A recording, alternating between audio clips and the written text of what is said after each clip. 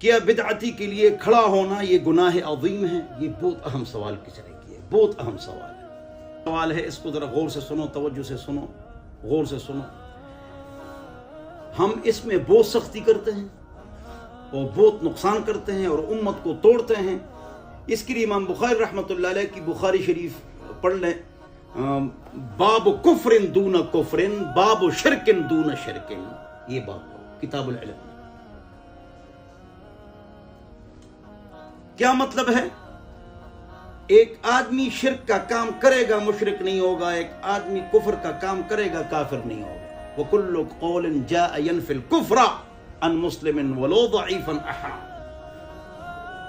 کسی پر کفر اور شرک کا فتویٰ مت لگاؤ اگر 99 احتمالات اس کے ہوں، ایک احتمال اگر مسلمانی کا ہو تو اس پر اسلام کا فتویٰ لگا لو۔ لیکن بدعت کی دو قسمیں، ایک بدعت مکفرہ ہے، ایک مفسقہ ہے۔